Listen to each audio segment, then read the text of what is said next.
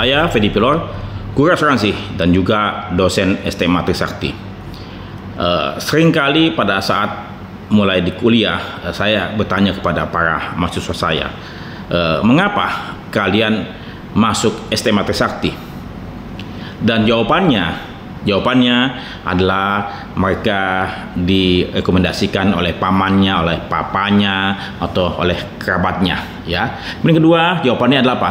Kami tidak mendapatkan perguruan tinggi lain. Ya.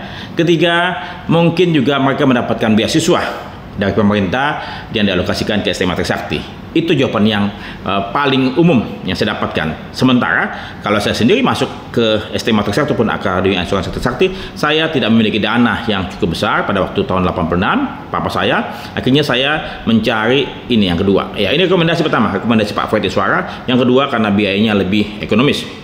Ya, jadi tidak ada orang yang mampu keuangannya dan kemudian memilih pertama kali masuk ke STMA Trisakti ataupun ke perguruan tinggi Trisakti ataupun yang berasuransi, ya, yang asuransi. Nah, kemudian pada waktu saya mengajak manajemen training di berbagai perusahaan asuransi, saya bertanya kepada mereka, mengapa mereka masuk ke bekerja di industri asuransian di perusahaan tertentu.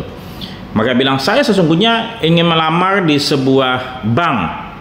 Jadi bank, saya masuk ke bank, tapi bank tersebut melempar saya punya bekas ke asuransi, dan akhirnya saya terjebak ataupun tersudut di industri asuransian. Habis itu ada juga yang melamar ke industri asuransian atau industri perusahaan asuransi, ya karena yang ada itu, dan saya coba melamar karena saya sudah mencoba melamar di tempat lain, nggak diterima, dan saya diterima di sini. Ya sudahlah, saya ambil itu kesempatan. Ya, jadi saya percaya tidak ada satupun, ya, atau mungkin cuma sedikit sekali orang yang betul-betul ingin masuk ke industri asuransian, ya, dengan ikhlas, dengan segala kesadaran, ya. Dan kemudian, oh ya, saya ingin coba cerita mengenai saya punya anak, ya, dua ini. Pertama Pierre, Gary yang masuk di industri asuransian. Karena pertama si Pierre pada waktu itu bilang, aku nggak tahu masuk mana. Menurut Papa gimana? Kalau saya bilang saya hanya bisa membantu kamu untuk masuk ke industri asuransian. Akhirnya si Pierre bilang, ya terserah Papa lah. Akhirnya saya merekomendasikan, saya meminta bantuan teman saya, dan akhirnya Pierre sudah berada di dalam industri asuransian sudah mungkin sekitar 8-9 tahun, ya. Kemudian yang kedua si Gary, pada awalnya dia lulus kuliah, dia tidak mau masuk ke perasuransian karena tidak mau ikutin jejak kakaknya Pierre, ya, dan dia mengambil kerja di perbankan. Tapi pada waktu dia mendapatkan jodoh di perbankan, akhirnya dia mesti keluar, ya, salah satu mesti keluar, dan kemudian dia tanya, Pak, aku bagusnya masuk mana ya, Pak? Ya terserah kamu, menurut Papa gimana? Ya kalau Papa cuma tahu asuransi. Akhirnya ya terserah Papa lah. Akhirnya Gary pun masuk di industri asuransian dan sudah 4 tahun kerja di insurance broker, ya. Sementara si Steven, ya, setelah dia kuliah di BINUS di psikologi selama 1 tahun, dia bilang, sampaikan, Pak, kelihatannya aku tidak cocok di psikologi. Aku rencana sih pengen coba ikutin Papa, boleh nggak, Pak?